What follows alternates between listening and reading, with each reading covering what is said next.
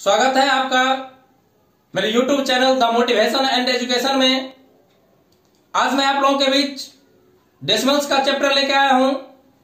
आज डेसिमल्स में हम लोग एलसीएम और एचसीएफ भी सीखेंगे। चलते हैं टू द पॉइंट। उससे पहले क्वेश्चन देख लेते हैं। क्वेश्चन में कह रहा है यदि 4137 भागा 1.75 बराबर 2364 हो तो 41.37 भागा 17.5 बराबर क्या होगा, समझना है। कह रहा है 4137 भागा 1.75, भाग है तो भाग दे दीजिए। 4137 बटे 1.75, इसका वैल्यू दे रखा है 2 3 6 4, यानी इसमें इतना से भाग देने के बाद आपका 2 3 6 4 आ जाएगा।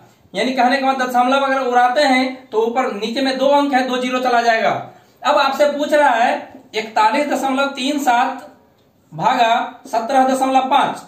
अब यहाँ पे देख रहे हैं दशमलव के बाद 2 अंक है, दशमलव के बाद 1 अंक है। दशमलव उड़ाएंगे तो दशमलव इधर 2 इधर भी 2 होना चाहिए, इसलिए 1 जीरो दे देंगे और दशमलव को उड़ा देंगे। आप यहां भी समझ सकते हैं 4137 में 1700 अगर 50 से भाग देंगे तो 1750 दूनी 3500 होगा। अब 2 बार में ही लगेगा। अब 2 बार के बाद क्या पड़ जाएगा, दशमलव में पड़ जाएगा 2.364। आप ऐसे भी बना सकते हैं, या अगर आपको नहीं समझ में आ रहा है तो आप यहां क्या कीजिए 4137 बटे 1750 गुना, इधर भी 100 से गुना कर दीजिए और नीचे भी 100 से गुना कर दीजिए। ये आपका वैल्यू हो जाएगा 4137 पर 00 बटे 1750 पर 00। आप देख रहे हैं 4137 पर 00 में भाग दिए थे 175 से तो 2364 आया था। काट दीजिए 175 इकाई 175 कितना आ जाएगा 2364। अब 2364 बटे 1000 आ गया आपका 2364 बटे 1000। यानी कहने का मतलब अब नीचे में 3 जीरो है तो ऊपर में 3 अंक के बाद दशमलव दे देंगे, यानी 2.364। आप ऐसे बनाइए या आप ऐसे बनाइए, इक्वल आंसर आ जाएगा। नेक्स्ट क्वेश्चन में कह रहा है 3 पर पावर 3.5 गुना 21 पर पावर 2 गुना 42 पर पावर 2.5 भागा 2 पर पावर 2.5 गुना 7 पर पावर 3.5 बराबर 21 पर पावर वाट।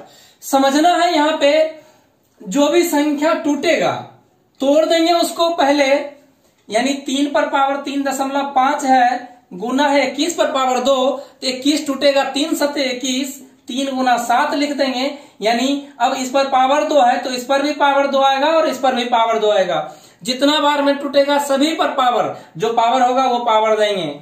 गुना 42 है, 42 को तोड़ देंगे 2 तिया 6 सत्ते 42, इस पर भी पावर 2.5 यानी 2.5 2.5 2.5 भागा है। अब इस पर भागा है तो इस पर भाग दे दीजिए 2 पर पावर 2.5 गुना 7 पर पावर 3.5 बराबर 21 भी टूटेगा 3 सत्ते 21 पर पावर, इस पर भी पावर x दे दीजिए, इस पर क्योंकि वाट था वाट की जगह पर x बैठा देंगे।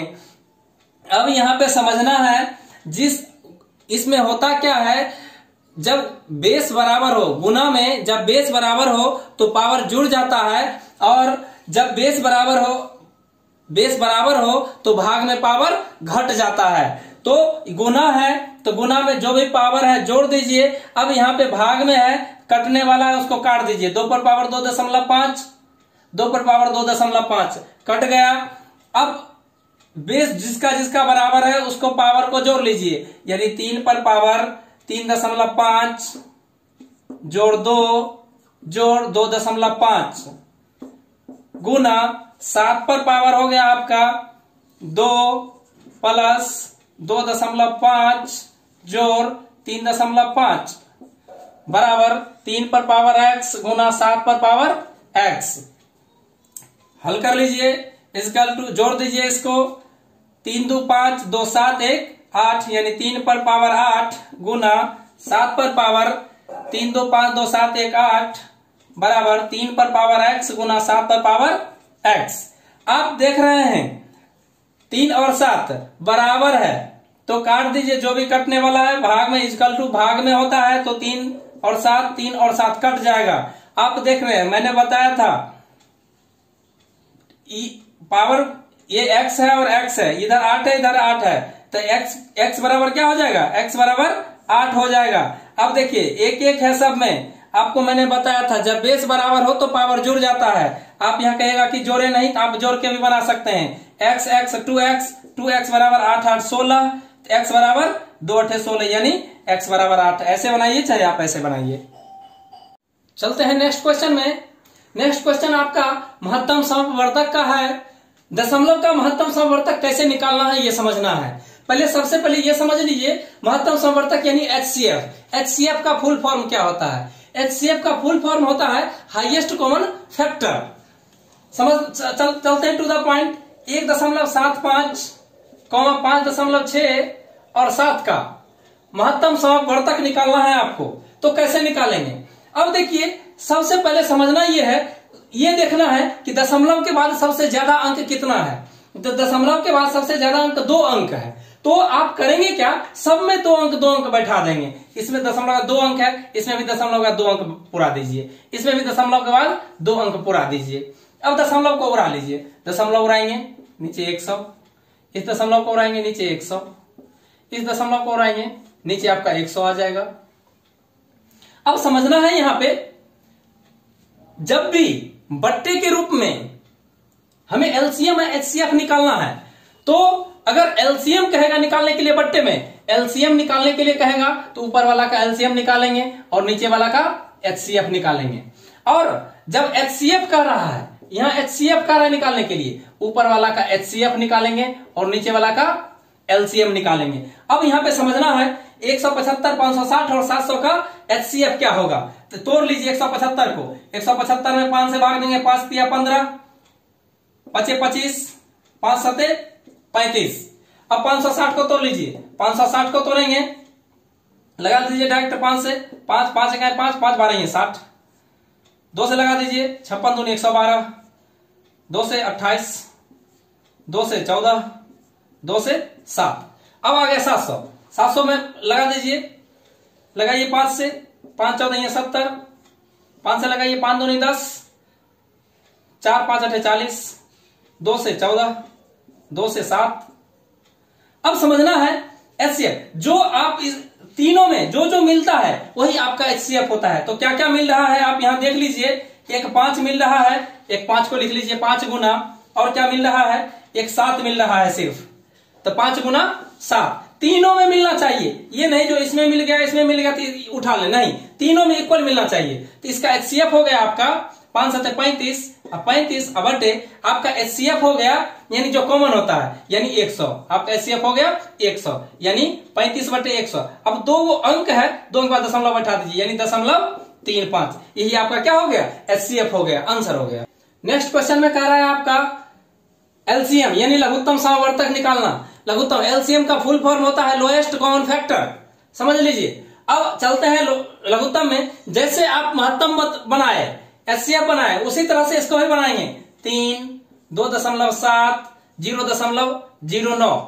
अब देखना है, समझना है, मैंने बताया था दशमलव का सबसे ज्यादा संख्या है जिसमें वो बराबर कर लेंगे सबको। इसमें दशमलव का 2 अंक है, इसमें दशमलव का 2 अंक कर लीजिए, इसमें भी दशमलव का 2 अंक पूरा दीजिए, बराबर कर लीजिए, दशमलव उड़ा दीजिए सबको। दशमलव उड़ाएंगे 100, दशमलव उड़ाएंगे 100, इसका भी दशमलव उड़ाएंगे 100 आ जाएगा। अब एलसीएम कह रहा है, एलसीएम कह रहा है लघुत्तम समवर्तक, तो ऊपर वाला का एलसीएम निकालिए और नीचे वाला का एचसीएफ निकालिए। आप देख रहे 300, 270 और 9 का एलसीएम निकालेंगे तो आपका आ जाएगा 2700 एलसीएम। एलसीएम निकाल के चेक कर लीजिएगा। अब 2700 एलसीएम हो गया और एचसीएफ आपका क्या हो जाएगा, 100 एचसीएफ हो जाएगा। अब 0 0 काट देंगे, 0 0 काट देंगे, कितना आंसर हो गया आपका 27, यानी इसका लघुत्तम समवर्तक कितना हो जाएगा, 27 हो जाएगा। चलते हैं नेक्स्ट क्वेश्चन में।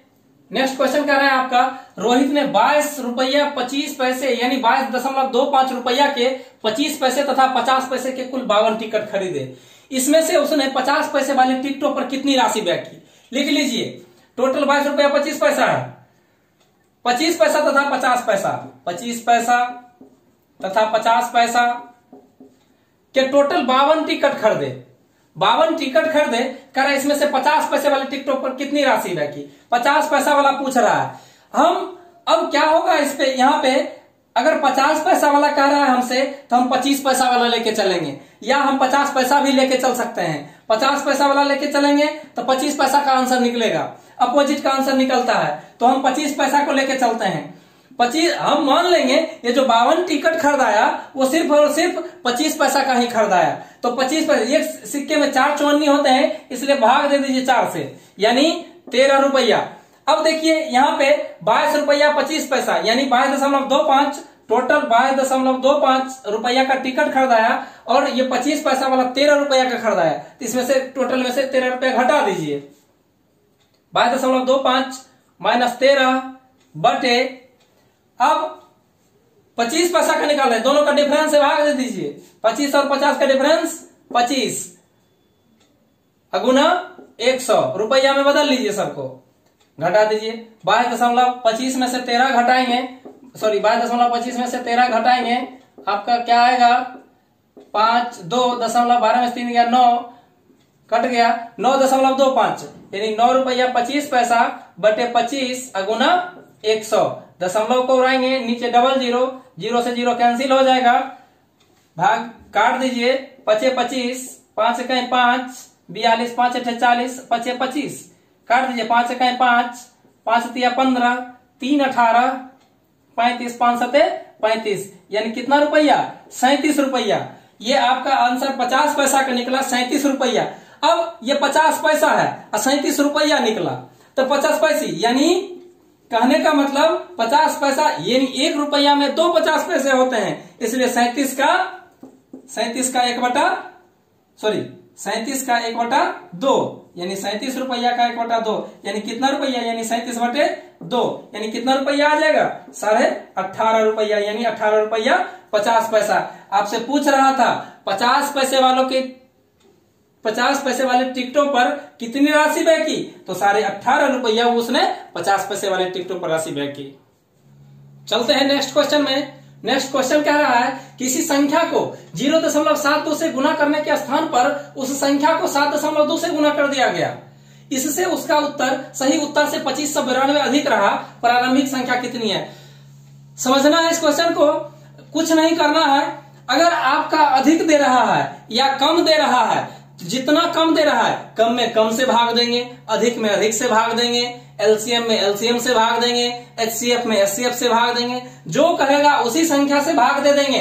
तो कह रहा है 2592 अधिक रहा, 2592 अधिक रहा, तो अधिक है कितना, कह रहा है किसी 0.72 और 7.2 से गुना करने के स्थान पर, तब 0.72 और 7.2 में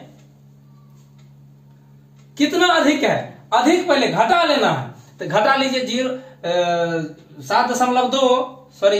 7.2 माइनस 0.72, जीरो दे देंगे, बराबर कर लेंगे। 10 में 2 गया 8, 11 में 7 गया 4, यानी 6.48, यानी अधिक है, ये अधिक है 2592, लेकिन संख्या में अधिक है कितना 6.48, तो 6.48 से क्या करेंगे, भाग दे देंगे, काट दीजिए, दशमलव रहेंगे, डबल जीरो काटेंगे, 3 से काटते हैं, 3 दूनी 6, 3 इकाई 3, 3 छक्का 18, 3 अठे 24, 3 छक्का 18, 3 चौके 12, काटेंगे, फिर कटेगा, 3 से काटे 3 7 21, 3 दूनी 6, 3 दूनी 6, 2 8 26, 3 अठे 24, 2 3 अठे 24, फिर कटेगा 72 चौका 72 इकाई 72 चौका 288, यानी 400।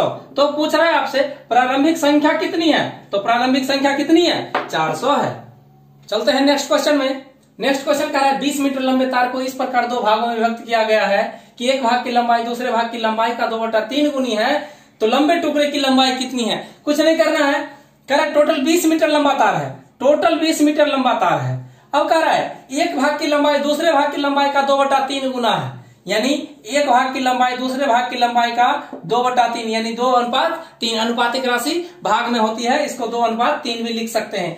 टोटल लंबाई हो गया 20, टोटल में टोटल से डिवाइड कर देंगे, यानी कुल में कुल से भाग दे देंगे। 2 3 5, 5 चौके 20।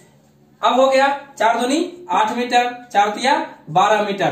कह रहा है लंबे टुकड़े की लंबाई कितनी है, लंबे टुकड़े की लंबाई 12 मीटर और छोटे टुकड़े की लंबाई 8 मीटर।